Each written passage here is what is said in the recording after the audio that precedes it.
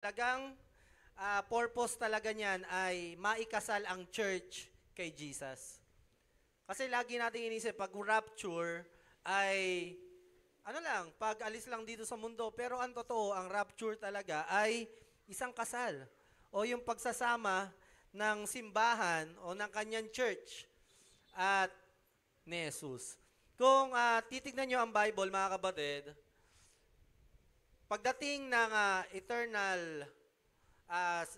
eternity o buhay na walang hanggan sa Panginoon, may mga kategoring mga tao na makakaranas ng buhay na walang hanggan. Number one, ang church.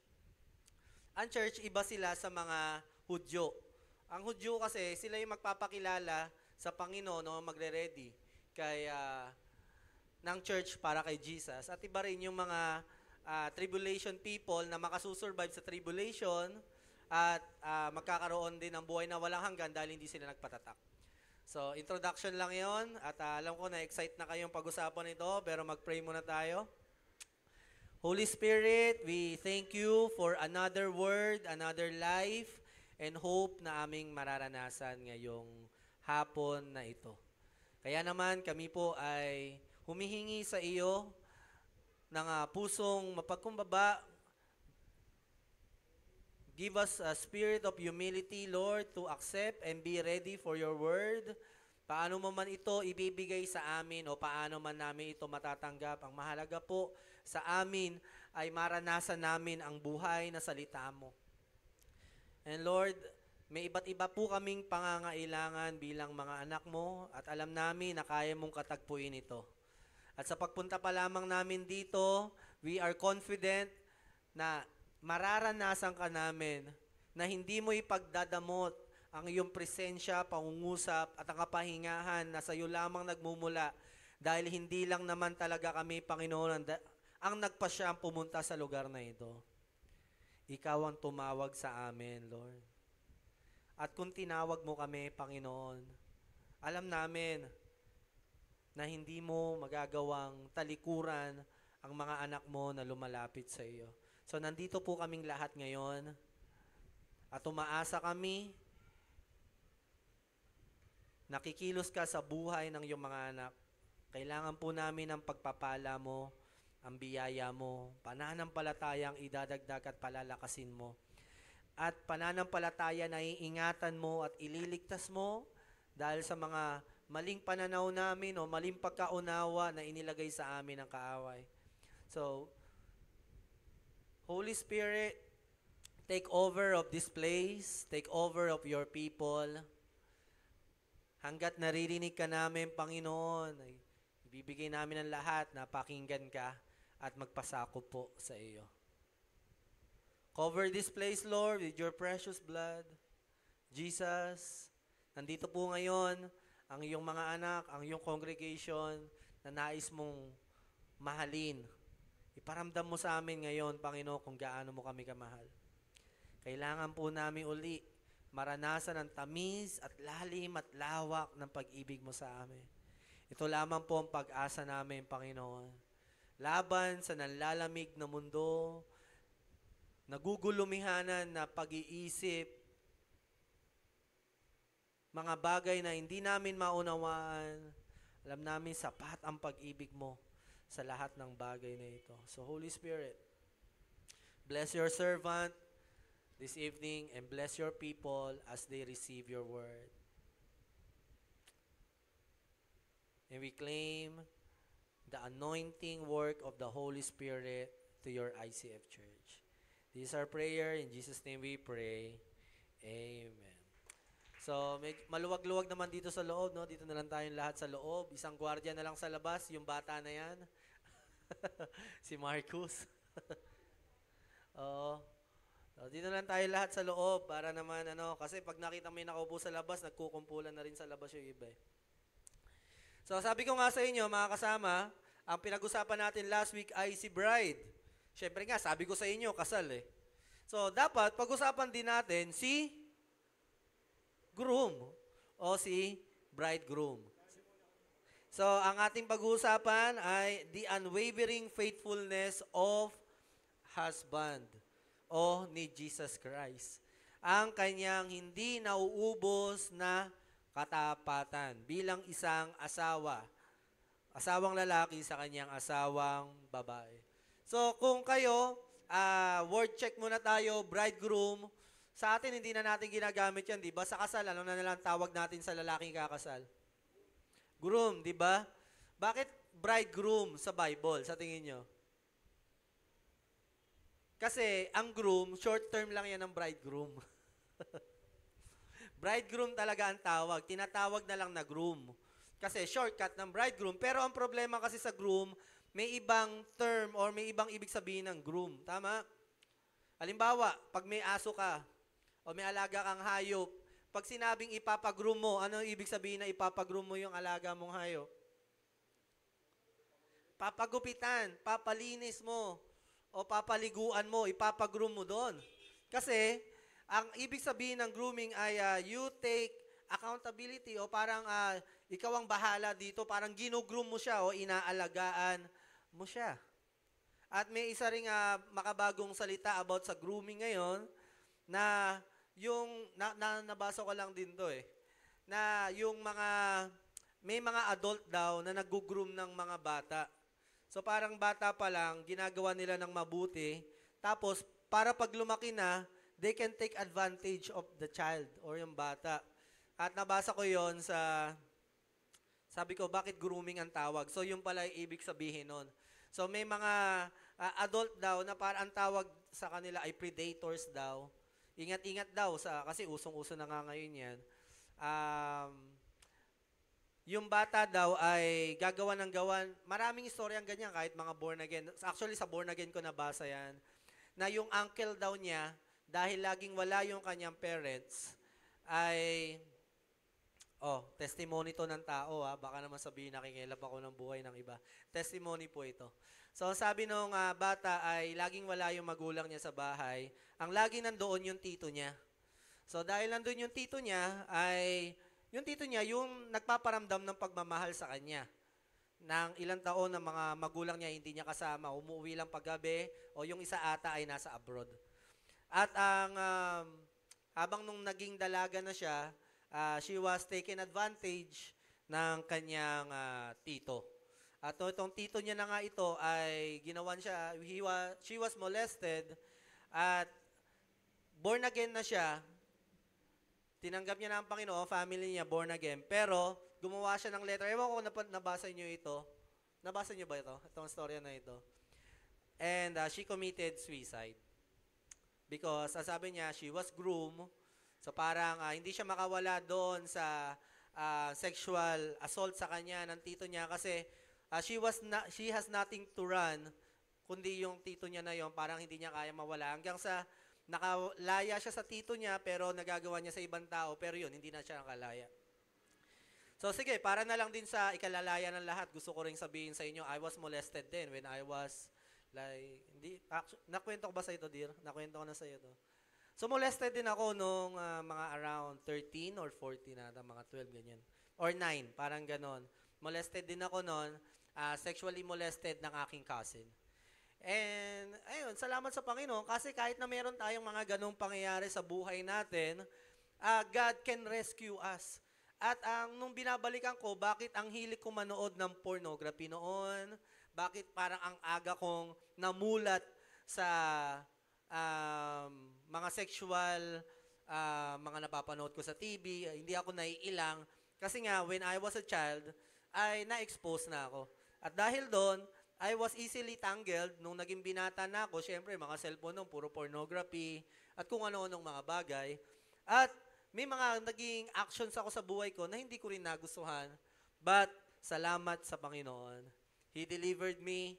Nung nakilala ko yung aking asawa, girlfriend ko pa lang siya, we tried every thing na we can do na makalaya sa sexual slavery namin. At pinalaya naman kami ng Panginoon. At kung maalala nyo, she testify, at ako rin naman, testimony namin, na bago kami kasal, we did everything by the grace of God na pinilit naming antayin at nakapag-antay kami hanggang sa kami kasal at doon na uli namin na i-practice yung godly marriage naming mag-asawa. Kaya sa Diyos ang papuri sa bagay na yan. So alam ko, lahat naman tayo may pinagdaanan sa kinabukasan. Maaaring iba, alam nyo yung istorya, yung iba ay hindi. Pero, sa biyaya ng Panginoon, ang masasabi ko sa ating lahat, kung paano pinalaya ang maraming alipin noon, sa kahit anong kadiliman ng buhay nila, kaya ka rin palayain ng Panginoon sa kahit ano na pinagdaanan mo sa iyong nakaraan. So I don't usually talk about it. Actually, sa asawa ko lang na kwento, tapos ngayon, on the spot, na sabi ko sa inyo. And hindi ko kinakahiya yung bagay na yun kasi testimony ko yun eh. Doon nakikita yung kapangyarihan ng Panginoon sa buhay ko. And kung hindi ko nakilala ang Diyos, probably, ay alipin pa rin ako at punong-puno na ako ng regrets sa buhay ko. So talking about the bridegroom, ang kanyang unwavering faithfulness, ay may babasahin tayo isang chapter ng Bible na mahaba-haba. And gusto ko sana magkaroon tayo ng isang volunteer na magbabasa nito. At siguro si Chelly Faith na lang. Chelly Faith, can you come forward? Volunteer na tinawag. You are blessed because you are called. Hindi ka dito, nak. Basahin mo ang ating Ezekiel chapter 16. Dito po. Okay. Palakpakan natin ang anak ng Diyos na si Chelly Faith. Dapat yung ganda mo, hindi lang pang Reyna Elena, no? Pang kay Lord lang. Sino mas pogi? Si Councilor ako? Ako. Very good. Tama lang talaga. Nang bola pa to. Ito, nasa pulpit tayo. So, babasahin natin ang Ezekiel. So, masaya kami para sa iyo na ikaw ay naging bahagi sa ganong okasyon. Pero syempre, mas magiging masaya kami kung dito mo gagamitin yan. So, ito, basahin mo. Okay, teka lang. Bago basahin to ni Chelly Faith, gusto kong pong yung puso nyo ay itutuon nyo sa asawang lalaki. Huwag po sa bride o sa puso nyo. Okay? Babasahin natin ito na parang ikaw si bridegroom o yung lalaking ikakasal. Kasi itong si bridegroom, ikikwento niya kung paano niya nakilala yung kanyang asawa o paano niya ito na-encounter at kung ano yung nangyari sa uli. So ilalagay natin yung sarili natin kay bridegroom, hindi kay babae. Okay? Hindi mo rin ilalagay sarili mo sa sitwasyon mo. Kasi, ang kailangan natin dito, makuha yung puso ni bridegroom. Kasi si bridegroom yung groom ang nagkikwento dito. Sige, nak. Dito po. Ayan, hanggang mahaba-haba yan. So, okay. Ayan po. Kung may Bible po tayo, buksan po natin ito at i-open po natin ang Ezekiel chapter 16, verse 1. Sinabi sa akin ng Panginoon, anak ng tao, ipaalam mo sa Jerusalem ang kasuklam-suklam niyang gawa. Sabihin mo sa kanya na ako, ang makapangyarihang Panginoon, ang nagsasabi nito sa Jerusalem. Isa ka sa lahi ng mga Kananeo. Ang ama mo ay isang Amoreo at ang iyong ina ay isang Heteo. Nang ipinanganak kay, walang nag-asikaso sa iyo. Walang pumutol ng pusod mo. Nagpaligo o nagpahid ng asin sa katawan mo at wala ring nagbalot ng lampin sa iyo. Walang nagmalasakit sa iyo upang gawin ang mga bagay na ito. Walang sinumang naawa sa iyo, sa halip, itinapon ka sa kapatagan at isinumpa mula ng araw na isinilang ka. Ngunit nang mapadaan ako, nakita kitang kumakawag-kawag sa sarili mong dugo at sinabi ko sa iyong mabubuhay ka. Pinalaki kita tulad ng isang tanim sa bukirin. Lumaki ka at naging dalaga, lumaki ang dibdib mo at lumago ang iyong buhok, pero hubad ka pa rin. Nang muli akong mapadaan, nakita kong ganap ka ng dalaga. Kaya tinakpan ko ng aking balabal ang kaubaran mo at ipinangakong ikaw ay aking mamahalin. Gumawa ako ng kasunduan sa iyo at ikaw ay naging akin. Ako, ang makapangyarihang Panginoon, ang nagsasabi nito. Pinaliguan kita at nilinis ang mga dugo sa katawan mo at pinahiran din kita ng langis. Pagkatapos, dinamitan kita ng mamahaling tela na pinong lino, seda na may magagandang burda at pinagsuot ng sandalyas na balat. Binigyan kita ng mga alahas, mga pulseras at kwintas. Binigyan din kita ng singsing para sa ilong, hikaw at korona. Pinalamutian kita ng pilak at ginto. Dinamitan kita ng pinong lino na mamahaling tela at bordadong damit. Ang pagkain mo'y mula sa pinakamagandang klase ng harina, pulot at langis ng olibo. Mas gumanda ka at ikaw ay naging reyna. Naging tanyag ka sa mga bansa dahil sa labis mong kagandahan at sa karangyaan ibinigay ko sa iyo. Ako, ang makapangyarihang Panginoon, ang nagsasabi nito. Ngunit nagtiwala ka sa iyong kagandahan at ginamit mo ang iyong katanyagan. Tulad ng isang babaeng bayaran, ipinagamit mo ang sarili mo sa kung kani-kaninong lalaki at nagpakasasa sila sa iyo. Ginamit mo ang iba mong damit upang pagandahin ang mga sambahan sa matataas na lugar at dooy ipinagamit mo ang iyong sarili sa mga lalaki. Hindi ito dapat mangyari. Ginamit mo rin ang mga pilak at gintong alahas na ibinigay ko sa iyo sa paggawa ng mga lalaking Diyos-Diyosan na sinamba mo at naging tulad ka ng babaeng bayaran. Pinadamitan mo ang mga Diyos-Diyosang iyon ng mga damit na may burda at ibinigay ko sa iyo at inihandog mo sa kanila ang mga langis ko at insenso. Inihandog mo rin sa kanila ang mga pagkaing ibinigay ko mula sa iyo mula sa magandang klaseng harina, pulot at langis ng olibo. Inihandog mo ito sa kanila bilang mabangong handog. Oo, iyan nga ang nangyari. Ako ang makapangyarihang Panginoon ang nagsasabi nito. Inihandog mo ang mga anak natin sa iyong Diyos-Diyosan upang kainin. Hindi ka pa ba nasisiyahan sa paggagamit mo sa kanila? Pinatay mo pa ang mga anak ko at inihandog sa mga Diyos-Diyosan. Sa lahat ng kasuklam-suklam mong gawain at pagpapagamit sa iba, ay hindi mo na naisip kung paano kita inilagaan noong kabataan mo pa, noong hubad ka at kumakawag-kawag sa sarili mong dugo. Ako, ang makapangyarihang Panginoon, ang nagsasabi, nakakaawa ka. Maliban sa mga kasamaang ito na ginawa mo, nagtayo ka rin ng sambahan para sa mga Diyos-Diyosan doon sa plaza at kanto ng mga lansangan. Doon, dinumihan mo ang iyong kagandahan at ipinagamit ang sarili mo sa kung kani-kaninong lalaki. Ipinagamit ang sarili mo.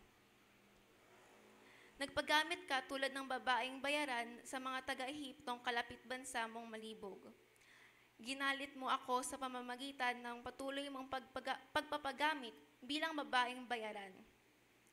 Kaya pinarusahan kita at pinaliit ang nasasakupan mo. Ipinasakop kita sa mga kaaway mong Filistiyo, kahit sila ay nagulat sa iyong kahalayan. At hindi ka pa nakontento. Nagpagamit ka rin bilang babaeng bayaran sa mga taga-Assyria. Ngunit pagkatapos, hindi ka pa rin nasiyahan. Lalo pang tumindi ang iyong pagnanasa at nangalunya ka pa sa Babylonia na lugar ng mga ngalakal. Pero hindi ka pa rin nasiyahan. Ako, ang makapangyarihang Panginoon, ay nagsasabi, kay dali mong mahikayat, para kang babaeng bayaran na walang kahihiyan. Nagtayo ka ng mga sambahan para sa mga Diyos-Diyosan, sa mga kanto ng lansangan at mga plaza. Mas masahol ka pa kaysa sa babaeng bayaran dahil hindi ka nagpapabayad sa mga gumagamit sa iyo. Isa kang babaeng mga ngalunya. Mas gusto mo pang sumiping sa iba kaysa sa asawa mo. Tumatanggap ng bayad ang mga babaeng bayaran, pero ikaw ang nagbibigay ng mga regalo sa mga manginibig mo upang suhulan silang makipagtalik sa iyo. Kabaligtaran ka ng mga babaeng bayaran. Walang nagyayaya sa iyo upang sumiping. Ikaw pa ang nagyayaya, hindi ka nagpapabayad. Ikaw pa ang nagpapabayad. Kakaiba ka talaga. Kaya ikaw, babaeng bayaran, pakinggan mo ang sasabihin ng Panginoon. Ako, ang makapangyarihang Panginoon, ay nagsasabi, ipinakita mo ang iyong kahalayan at kaubaran sa mga mangibig mo at sa mga kasuklam-suklam mong Diyos-Diyosan. Pinatay mo ang mga anak mo at hinihandog sa kanila. Dahil sa ginawa mong ito, Titipunin ko ang mga mangingibig at pinasasaya mo, ang mga minahal at kahit ang mga kinaiinisan mo. Titipunin ko sila upang kalabanin ka at huhubaran ka sa harap nila upang makita nila ang kahubaran mo. Paparusahan kita dahil sa pangangalunya mo at pagpatay. At dahil sa tindi ng galit ko at panibugho, papatayin kita. Ibibigay kita sa mga naging mangingibig mo at gigibain nila ang mga sambahang itinayo mo para sa iyong mga Diyos-Diyosan. Huhubaran ka nila at kukunin ang magaganda mong alahas at iiwanan ka nilang hubad. Dadalhin ka nila sa mga taong babato at tatadtad sa iyo sa pamamagitan ng kanilang espada. Susunugin nila ang bahay mo at parurusahan ka nila sa harap ng maraming babae. Ipapatigil ko ang pagpapagamit mo at ang pagbabayad mo sa iyong mga mangingibig. Sa gayon, mapapawi na ang matinding galit ko sa iyo at aking panibugho. Hindi na ako magagalit sa iyo. Kinalimutan mo kung paano kita inalagaan noong kabataan mo. Sa halip, ginalit mo ako sa iyong mga ginawa. Kaya paparusahan kita ayon sa iyong mga gawa. Ako, ang makapangyarihang Panginoon, ang nagsasabi nito. Hindi ba't sa dami ng mga kasuklam-suklam mong ginawa, nagawa mo pang dagdagan ito ng kalaswaan? Tingnan mo, may mga taong nagsabi ng kasabihan ito sa iyo. Kung ano ang ina, ganoon din ang anak. Talagang pareho kayo ng iyong ina na nagtakwil sa kanyang asawa at mga anak. Ang ina mo ay isang Heteo at ang ama mo ay isang Amoreo. Ang nakakatanda mong kapatid na babae ay ang Samaria sa Hilaga, kasama ang mga anak niyang babae, at nakababata mong kapatid na babae ay ang Sodoma, sa timog pati na ang mga anak niyang babae. Sinunod mo ang mga pag-uugali at kasuklam-suklam na gawain nila. At sa loob lang ng maikling panahon ay mas masama pa ang ginawa mo kaysa sa kanila. Ako, ang makapangyarihang Panginoon na buhay, ay nagsasabi na ang kapatid mong Sodoma at ang mga anak niyang babae ay hindi gumawa ng tulad ng ginawa mo at ng mga anak mong babae. Ang kasalanan ng kapatid mong Sodoma ay pagmamataas. Siya at ang mga anak niyang babae ay sagana sa pagkain at maunlad ang buhay. Pero hindi sila tumulong sa mahihirap at mga nangangailangan. Sa pagmamataas nila, gumawa sila ng kasuklam-suklam sa paningin ko. Kaya pinarusahan sila katulad ng mga nakita mo. Kahit ang Samaria ay hindi nakagawa ng kalahati man lang ng mga kasalanan mo. Mas marami ang mga kasuklam-suklam na bagay na ginawa mo kaysa sa kanila. At dahil sa mga ginawa mong ito, itinuring silang mas matuwid kaysa sa iyo. Pagdusahan mo ang iyong kahihiyan sapagkat naging dahilan ka ng maging matuwid ang iyong mga kapatid. Dapat kang mahiya dahil mas marami kang ginawang kasuklam-suklam na kasalanan kaysa sa mga kapatid mong babae. Kaya lumabas pang mas matuwid sila kaysa sa iyo. Ngunit darating ang araw na muli kong pauunlarin ang Sodoma at Samaria, pati na rin ang mga anak nilang babae, at ikaw ay muli kong pauunlarin kasama nila, upang mapahiya ka sa lahat ng mga ginawa mo. Dahil dagmukha pa silang matuwid kaysa sa iyo. Oo, muli kong pauunlarin ang mga kapatid mong babae, ang Sodoma at Samaria. Ganon din ang mga anak nilang babae. Ito rin ang mangyayari sa iyo at sa mga anak mong babae. Nilait mo noon ang Sodoma noong ikaw ay nagmamataas pa. At hindi pa nabubunyag ang iyong kasamaan. Ngunit ngayon, katulad ka na rin niya. Nilalait ka na rin ng mga taga-Aram at mga bansa na sa palibot niya.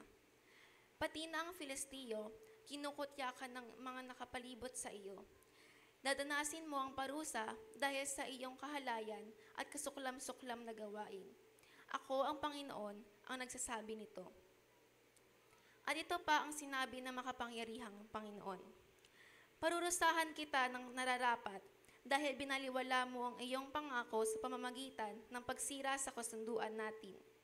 Ngunit tutuparin ko pa rin ang kasunduang ginawa ko sa iyo noong kabataan mo pa at gagawa ako sa iyo ng kasunduan na walang hanggan.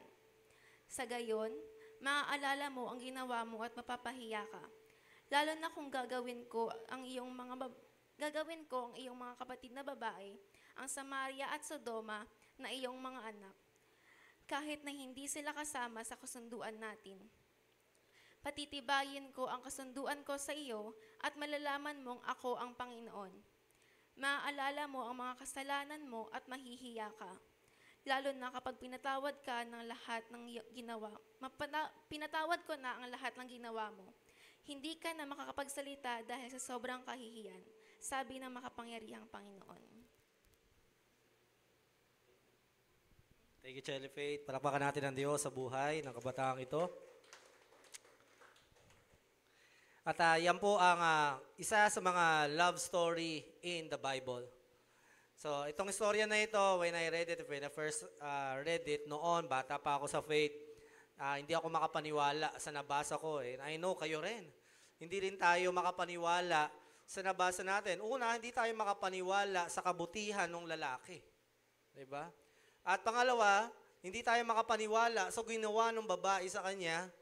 At yung climactic part, hindi tayo makapaniwala sa isinukli pa rin sa kanya ng kanyang asawang lalaki. Sabi ko nga sa inyo, as we listen and heard yung sinasabi kanina sa atin ng tagapagsalita ng Word of God, ilagay natin yung sarili natin sa bridegroom. Ano yung nararamdaman niya, di ba? Siino siya? Ano yung kanyang kapasidad? Bakit ganun yung ginawa niya? At siya ang ating pag-uusapan ngayon. Although, mapag-uusapan natin si bride, pero napag-uusapan na natin si bride eh. Ang pag-uusapan natin, yung asawang lalaki. Pero bago tayo magtuloy-tuloy dyan, ay balikan muna natin yung ating mga natutunan sa simula nung nag-aral tayo sa last days. Sige po, basahin natin. Nagsimula tayo kay Malakias, di ba? Sa Book of Malakay. Dahil ang Book of Malakay ay yan na ang huling pangungusap ng Diyos para sa mga tao. At dahil huling pakikipag-usap niya na sa kanya to, sinabi niya nga, nakakasawa na kayo, sinabi niya na yon. Pag hindi pa kayo nakinig, wala na akong magagawa. At pagkatapos nga, dito sa Malakay, dito natin nalaman na tumahimik na ang Diyos. He was silent for 400 years. Tumahimik na ang Panginoon. Dahil, kaya ganun na lang katapang yung Book of Malakay, no? Dito sa Book of Malakay, tinawag ng Diyos na repentance, sa magsisi ang kanyang bayan, ang Israel. At dito rin natin nalaman yung kawalan ng paggalang sa Panginoon. And we realize na ang dishonoring God ay hindi lamang katulad ng ginagawa ng mga atheists na naglalagay ng baliktad na krus sa kanilang katawan at nagmumura sa Diyos. Ang pag-dishonor sa Panginoon ay isang paraan din ng paglilingkod o pag-aalay sa Kanya, pero pag-aalay ng hindi ganap. Halimbawa, ang mga Israelito ay nag-alay ng tupa, pero ang inaalay nila ay tupa nga. Nag-alay din naman. Kaso mga pilay at may sakit. At ang nagalit sa kanila, ang Panginoon, sabi niya, kayo, marunong kayong gumalang sa amo nyo, sa boss nyo, at sa kung sino-sinong tao, maging sa magulang nyo. Natatakot kayong magalit sila. Pero sa akin, hindi nyo ako ginagalang. So, yun yung sinabi sa Malakay. Sabi niya nga kung gawin nyo kaya sa amo nyo yung ginagawa nyo sa akin, sa tingin nyo, matutuwa sila. So, ayun nga, naging tahimik ang Diyos at yung mga pag-offering nila ay hindi na tinatanggap ng Diyos. Kahit umiyak sila, hindi na sila papakinggan, maliban na lang kung magsisisi sila. So, there are times of our Christian life, hanggat kaya nating lumakad sa pananampalataya, ay lumakad tayo.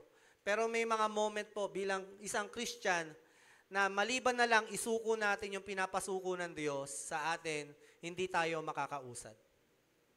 Ulitin ko po, may mga pagkakataon na patuloy tayong mamahalin ng Diyos, pero may mga yugto ng buhay natin bilang isang Kristiyano na may ipinapasuko ang Diyos sa iyo at sa akin.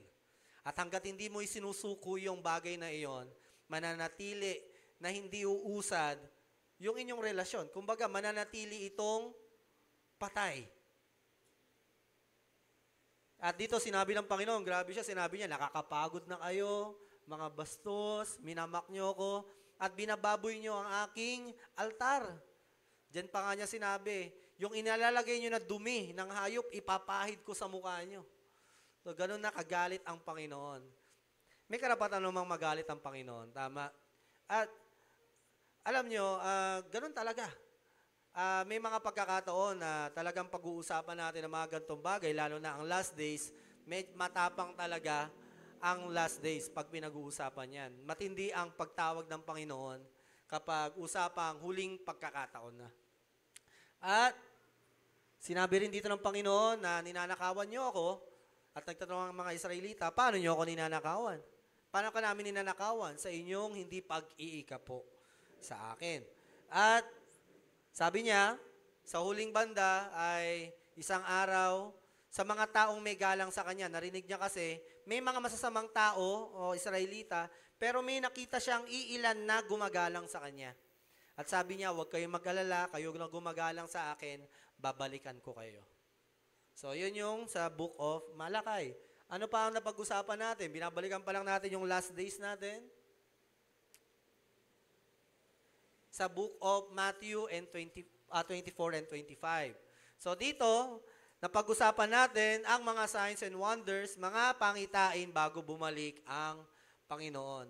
At walang ibang mensahe. Bakit siya nagbigay ng signs and wonder? For us to be prepared.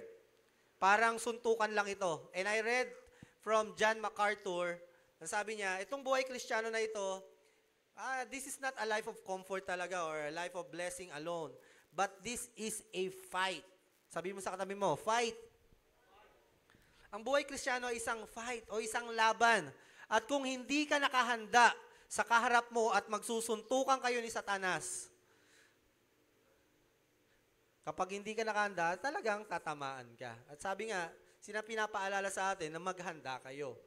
At ang paghahanda ay isang tanda na ikaw ay may kasiguraduhan ng iyong kaligtasan. At may warning din siya, na babalik na siya.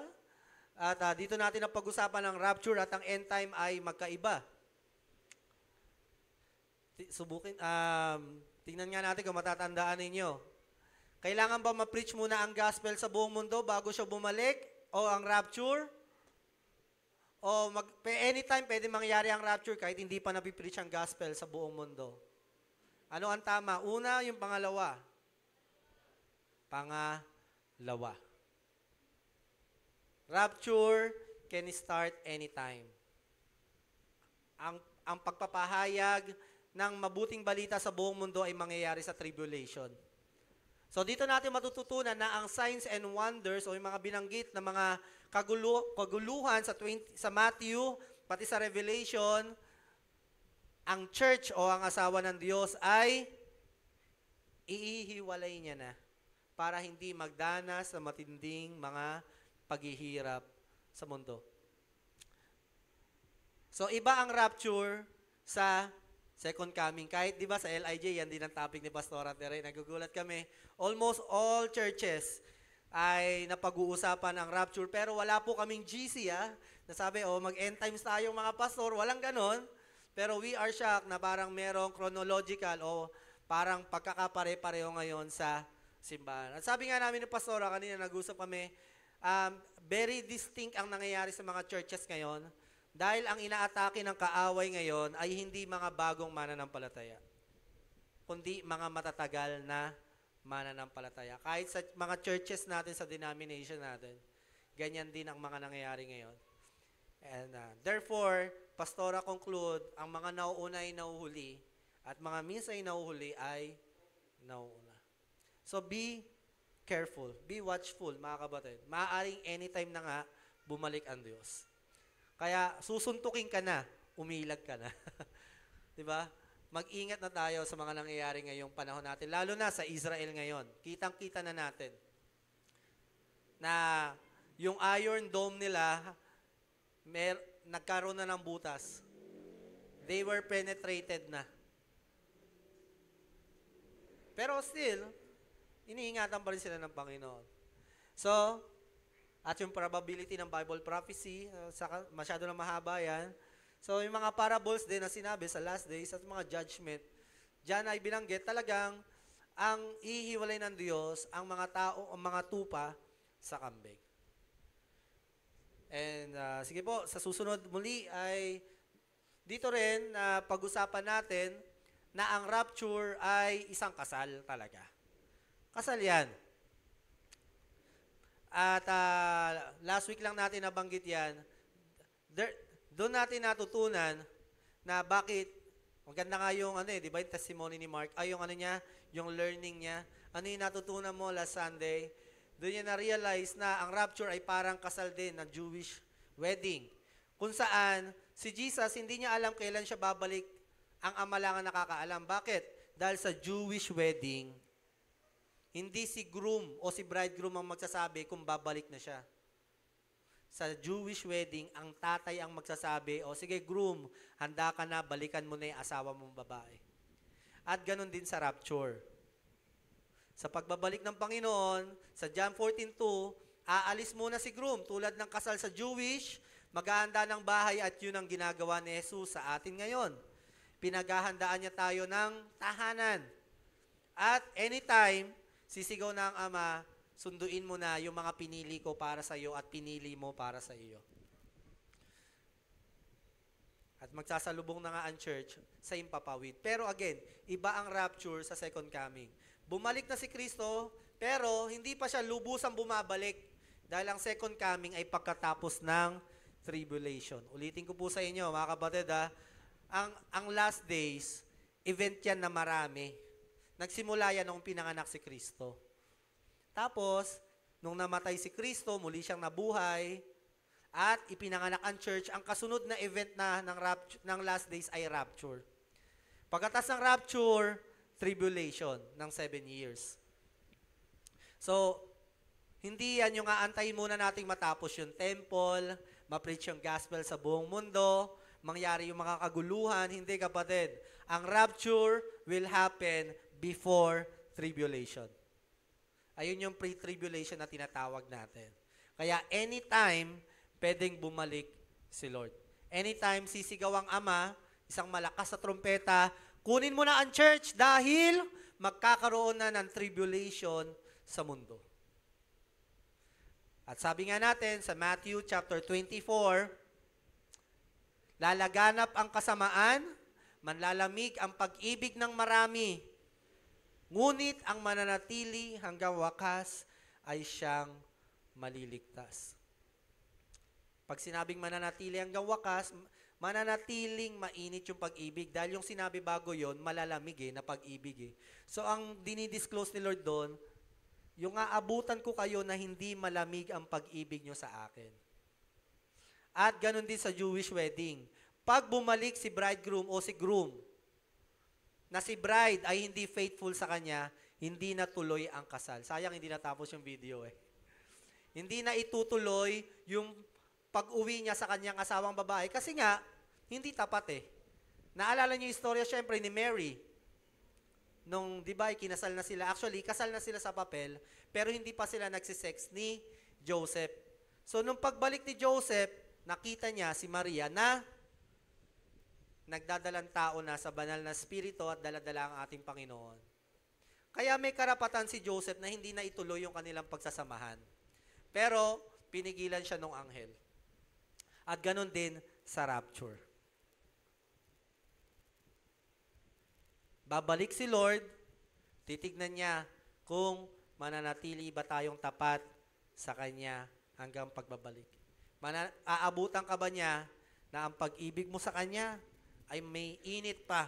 Hindi ko na alam kung ano yung temperature, kung gaano ka-init, gaano kalamig, pero ikaw at ang Diyos na ang mag-usap kung ano na ang kalagayan ng pananampalataya mo. Kasi nga, tulad ng sinabi ko last week o last week, na kinatisuran ng iba, kapag bumalik si Jesus, kahit ano pang pinagdaanan natin, kahit anong idahilan natin, kahit pa sabihin nyo si Pastor Louie ang kasalanan, bakit kayo nagkakaganyan? O ang kapatid, ang brothers and sisters, ang church, o may nangyari sa inyong hindi maganda, na walang kayo ng mahal sa buhay, at kung ano-ano pa, at ayun yung dahilan, kaya binitawan natin yung pananampalataya kay Kristo, Hindi na tayo sumunod sa Kanya. Pag bumalik si Jesus, hindi niya natatanungin bakit mo ginawa sa akin yan. Titingnan niya lang kung mananatili kang hawak-hawak yung pananampalataya mo sa Kanya at yung pag-ibig mo sa Kanya ay naroon pa. Yung pag-aantay mo sa Kanya. So, kahit din ako, kinakabahan ako dyan pag sinasabi ko yan. Lalo na pag may nakikita akong mga missionary, grabe. Biruin mo, kinakain nila. Sila Pastor Jason sa Leyte. Mag-asawa sila, may anak na. Siguro, alawan sila doon, wala pang 500. Pag naaalala ko sila, naisip ko sila, kahit din ako napapatanong, Lord, tapat pa ba ako sa'yo? Kasi, ganito na nga nangyayari sa akin, pero hindi pa rin ako grateful. Di ba mga kapatid? Sabi nga ng Panginoon, huwag natin ikumpara sarili natin sa mundo. Kasi magiging negatibo tayo. Kumpara natin sarili natin sa mga lingkod ng Panginoon, katulad ni Paul. At yun yung gigising sa pananampalataya natin. Kaya nga pag naiisip ko yung mga missionary nating mga bata, mga 27, 28, napapacheck ako, Lord, mahal ba kita? Kasi itong tao na ito, masasabi ko mahal ka niyan eh. Tapos meron pa tayong mga missionary sa Zambales, mga kababaihan na pastora, around 22, 24 years old. So, hindi lang din kayo yung nag-i-struggle, no? Yung chinecheck nyo yung pananampalataya nyo, na sinisikap nyo yung pananampalataya nyo maging masigla at mainit, dahil kahit din ako, pag nakakakita ako ng mga lingkod ng Panginoon, napapatanong din ako sa sarili ko, Lord, bakit siya nagagawa niya yun? Bakit ako hindi? Lahat tayo haharap sa Diyos. Ikaw at ako. Kaya sikapin natin, datnan tayo ng Panginoon. Nagising ang ating pananampalataya. So, Jewish wedding is parallel to rapture. Kasal ito. Hindi to bagay na dapat katakutan. Ang isang ikakasal na ba, nakita nyo ba si Bana, kinakabahan o ikakasal na kami? Di ba excited siya? Kasi gusto niya ikasal sa akin. Kung ayaw niya, nakasimangot yun. Mamaya, malapit na yung kasal namin. Di ba? Ang babaeng ikakasal, masayang nag-aantay kasi gusto niya nang makasama yung kanyang asawang lalaki. At tayo din mga kapatid. Ang tawag nga sa rapture ay blessed hope. Bakit blessed hope? Biruin mo, hindi mo nadadanasin yung tribulation. I-separate ka ni Lord kasi church ka. Hindi ka Hudyo, na minsan kinakainggitan natin, ang tribulation talaga para sa Hudyo yan eh.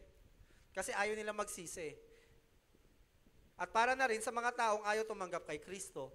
Pero mainly para talaga sa mga Hudyo yan eh. Kaya nga sa uli, ililigtas pa rin sila ng Panginoon eh. So kita nyo mga kapatid, rapture is a holy matrimony. Kasal yan na inaantay natin. Kaya nga, hindi ko naiintindihan yung asawa ko, bakit ganun ka-stress sa kasal namin noon. Hindi, punta na natin yung wedding dress, ganyan, ganyan. Ako naman, nabe-burnout na, napapagod na yung utak ko, gusto ko ng katahimikan. Pero excited kasi siya. Sa kasal. Sa darating na kanyang araw ng kasal. At ang bride nga ay, sino? Ang church.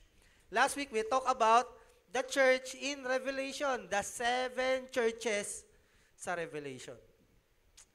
At nakita natin doon na ang church daw ay una, nung nakilala nila yung kanilang crush o si Jesus, nung tinanggap nila si Kristo, okay naman yung relasyon. Kaso, nagkasala si bride. Ngayon, nung nagkasala si bride, ang church, may sinabi si Lord. Sinabihan sila kung ano yung ginawa nilang mali at nung sinabi yung mali, magsisi ka. At kung magsisisi ka, babalik tayo sa relasyon natin. Pero kung hindi ka magsisisi, hindi na tayo magkakabalikan. Sa lahat ng churches na yon, kapatid, ayun lang yung istorya. Pero meron church na hindi nagkasala, Philadelphia and Smyrna. Pero yung 7 churches, 5 church, nagkasala sila pero handa silang patawarin. Pwede ba natin palakpakan itong ating bridegroom? Handa siyang patawarin tayo eh. Ang masakit, yung nagkasala ka, nangalunya ka, pero hindi ka pinatawad. Actually, hindi naman masama yun. Mabuti nga yun, di ba? Nangalo niya eh. Siyempre, dapat hindi patawarin. Pero, dahil sa biyaya niya, pinatawad. So, church, the message is clear. 7 churches, 5 of them sin against the Lord, and God asked them, handa kitang patawarin, basta magsisi ka, humingi ng tawad, at magsimula tayo. Babalik ka sa akin. Ngayon, kung hindi ka magsisisi, siguro, kahit sabihin na natin, hindi, si Jesus naman nasa heart ko eh. Church, hinihingi ni Lord yung surrender ng buhay natin. Wala tayong part sa salvation. We are not saved by our works. Pero bago mo tanggapin yung biyaya na yan, di ba bago tayo tumanggap ng salvation, anong ginawa natin sa Diyos? Di ba may binitawan tayo para makuha natin yung binibigay niya sa atin? John 10:10, whoever save his life will lose it. But whoever gave his life for the sake of God, his gospel, shall have life in its fullest. Hindi lamang buhay na kaiga-igalig. Nahawa na ako kay Pastora sa ilalim ng Tagalog. So makita niyo kapatid, church, God love us. At katulad ng istoryang binasa natin kanina, dito mamomotivate tayo. Medyo climactic yung Yung una, pag si Bride pinag-usapan talaga, nakakainit ng ulo eh. Si Bride kasi. Pero pag si bridegroom na, ay, yan. Nakakakilig na yan. At nakakadurog ng puso. And, yun nga, 7 churches has destined path. If you repent and come to me, I will accept you for who you are. So, ang ganda ng storya natin kanina. Next po, meron pa ba tayong mga napag-usapan? Sa tingin ko, yan na yung huli. At, eto naman yung pag-uusapan natin next week. Pastor, saan nyo nakuha yung 7 years? Legit yan. Magiging mathematician naman tayo next week. 45 minutes na? Okay. Kasama na yung nagbasa? Oo, kasama yung nagbasa. Di kasama yung preaching doon. Okay.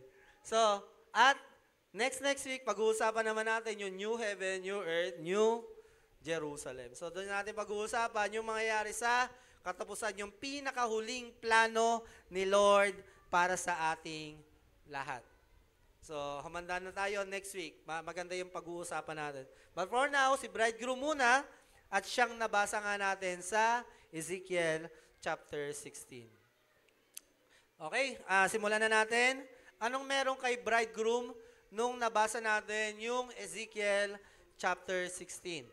Sige, okay lang. Salamat.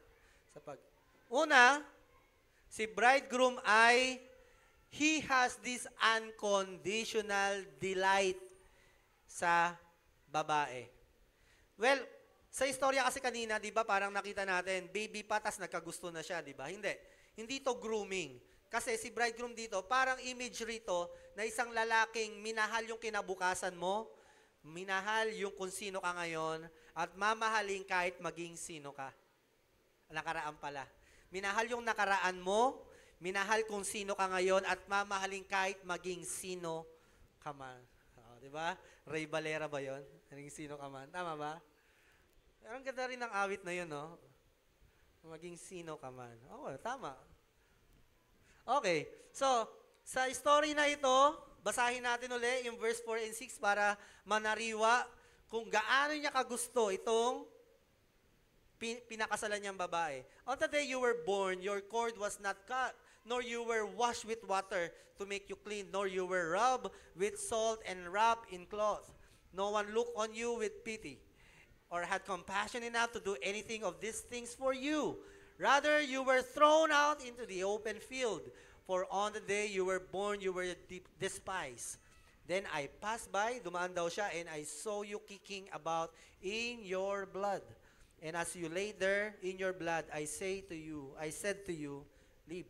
So ganto daw minahal ni Jesus ang kanyang church. Nakita niya ang church niya walang nagmamahal. Ipinanganak, hindi man lang pinutol yung pusod ng bata. Di ba pag pinanganak, pinuputol yung pusod? Walang pakialam. Tinapon lang. Nilagay lang sa isang tabi, naliligo sa sariling dugo yung baby, at marumi, hinayaan lang kahit ng kanyang magulang. So, ibig sabihin, ang bride o ang church, hindi kaibig-ibig. Kahit na kanyang magulang, hindi siya magawang ibigin. Pero si Jesus, nakakita siya ng isang kagandahan sa church. At baunin natin ito. Kung ngayon, nahihirapan tayong, iniisip natin, Lord, matatanggap mo pa ba kung sino ako ngayon?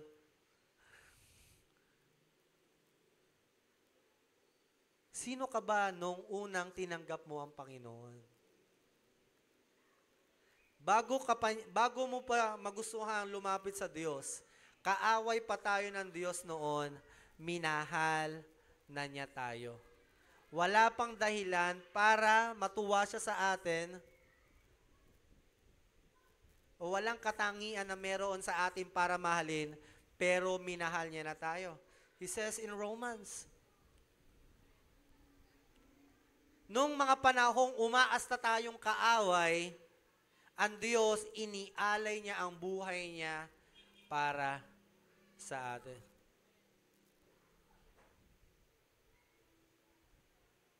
Walang nagmahal sa atin ng ganito. Ang Panginoon lang. Marami sa atin, we felt unloved, no? Kapatid, you are beloved. Minahal ka ng Diyos. Kahit pa, yung inaasahan mo na magmamahal sa iyo, hindi ka magawang mahalin dahil ang pag-ibig ng tao, conditional yan eh. Kapag ginawan mo na mabuti, mamahalin kita. Pero pag ginawan mo ko ng masama, hindi kita magagawang mahalin. Pero ang Diyos ay merong unconditional delight sa atin. Minahal niya tayo ng walang katulad. Simula noon,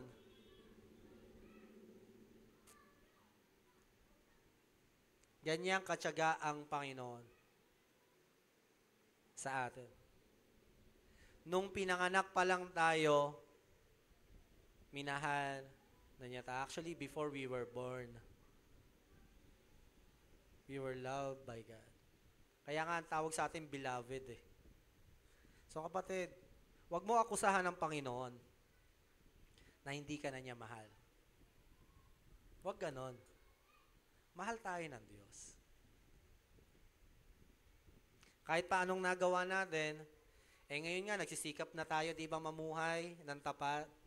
Sinisikap natin ihakbang yung pananampalataya natin. Nung mga dating ang wala pang dahilan para mahalin tayo, minahal niya na tayo. Paano pa ngayon?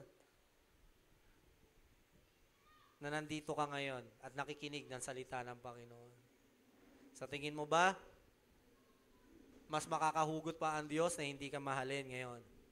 So that is bridegroom. Ganto magmahal si Jesus sa kanyang church. Sinimulan niyang mahalin ang church o yung babaeng pinakasalan niya panahong hindi pa kaibig-ibig o wala pang dahilan para magustuhan niya yung babae. Pero nagkaroon na siya ng malalim na kagustuhan sa kanya. Tingnan ba natin kung ano yung ginawa ng Panginoon? Kung anong klaseng bridegroom meron tayo. Lavish generosity. Ito, grabe ito. I adorn you with jewelry. I put bracelets on your arms and a necklace around your neck. And I put a ring on your nose. So, ang ibig sabihin ng singsing sa ilong ay pagmamay-ari. Kasi yung alipin noon, nilalagyan na nila singsing, parang tanda na akin ka. So ngayon, wag na kayo magpalagay ng singsing sa jowa nyo. Magmumukha lang kayong kalabaw. Okay? So I'm not judging may mga singsing sa ilong, pero, di ba, common sense, joke lang naman yon. Pero, yung pagmamay-ari, di ba, kahit kayo rin ng mga babae, gustong-gusto nyo na parang, oy, akin ka lang, ha? Kapag gusto mo, yung nagmamay-ari, pero pag, uy, akin ka lang, ha? Sino ka ba? Pero kapag ito, nagmamay-ari sa'yo, ay, Diba? Makisig, talagang fetish mo at pangarap mo. At sinabi sa'yo, akin ka lang. Wow. Sa'yo na. Oh, di ba? Sa'yo na ako. But sabi nga ng Panginoon, I put a ring on your nose, earrings on your ears, and a beautiful crown on your head. Ano kayang pakiramdam ng isang Reyna Elena, no? May corona, no? Tapos, kasi pag Reyna Elena, pinakamaganda yun, di ba? Ano kayang pakiramdam na lahat ng tao tinatawag pinakamaganda? But, the church for Christ is the most beautiful one in His eyes.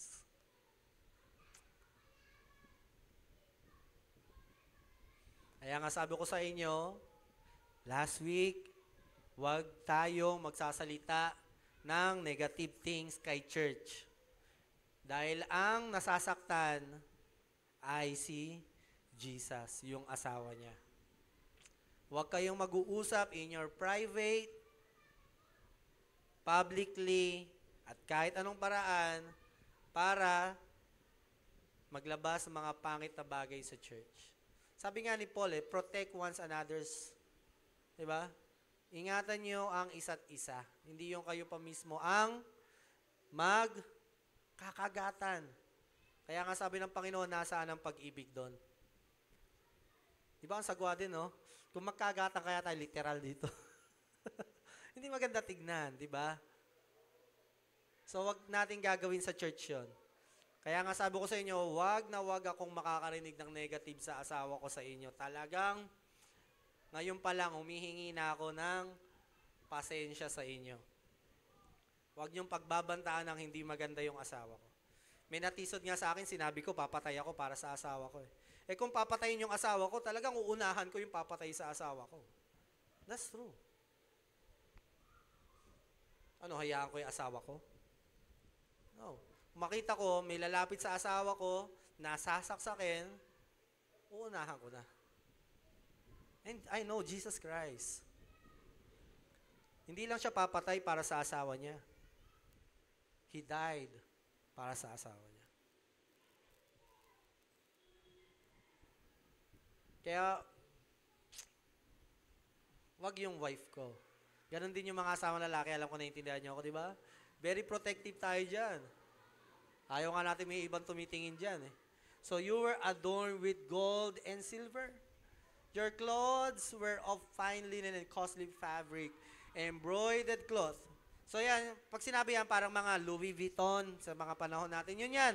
Chanel, ano ba mga mamahaling damit? Dior. So yan, binigyan kita ng mga alahas. Sinuot ko sa iyo yan. At hindi lang alahas, corona ng Miss Universe. Actually, hindi lang ng Miss Universe, the crown of all creation.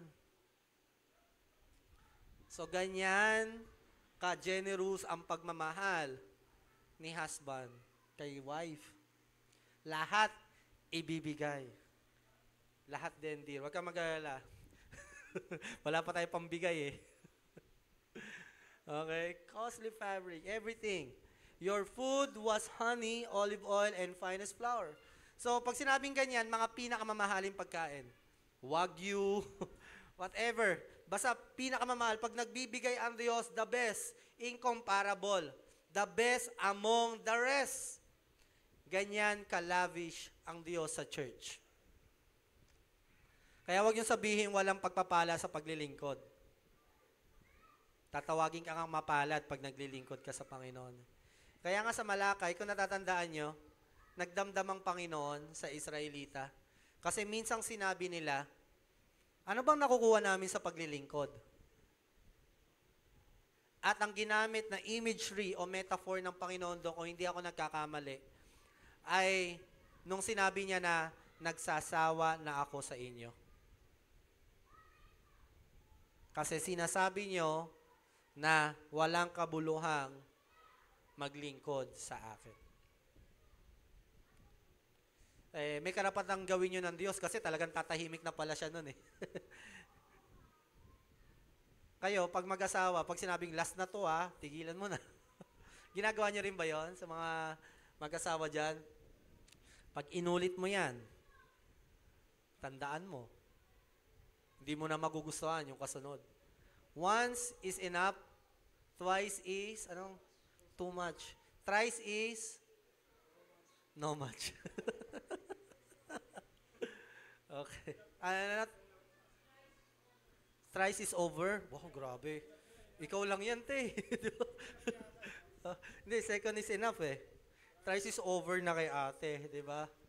Pero kay Lord, as long as you have this chance, as long as you can hear the call for repentance, the call to serve Him, lumapit ka na. Gawin mo lang. Dahil darating din ang panahon, tatahimik na siya, dahil binigay niya na yung pagkakataon, bibigay naman niya yung pait ng ating pinipili sa buhay. May mga ganong panahon talaga, mga kapatid. Hayaan ni Lord na maranasan natin yung pait ng ating mga decision sa buhay. Sana di nyo na maranasan at hindi ko rin maranasan. At, ano ba sinabi niya dyan? You become very beautiful and rose to be a queen. Wow. Para kang reyna.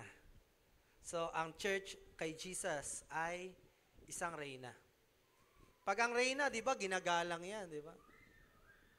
At all eyes on her. At walang dapat na mas maganda, kundi ang reyna lang. Siya lang ang the fairest among all. At ganyan ang Panginoon sa church. Lagi nating iisipin na ang church ay isang lugar, community, kung saan naghahari ang pag-ibig ng Diyos at naghahari ang pag-ibig ng Diyos sa buhay ng mga tao sa simbahan na ito. There are times when we are hurt, hindi natin talaga makita yung maganda at yung mga positibong bagay. Kahit na anong ganda ng bagay na ginawa sa iyo, if your heart is defiled, sabi nga yan sa kasulatan, di ba? Those who have unclean heart will not see God. And there are times we come to the point na tayo nagkakaroon ng maruming puso. Kaya nga kahit anong gawin mo sa tao na marumi ang puso, kahit pamahalin mo yan, ang tingin niya sa iyo, hindi.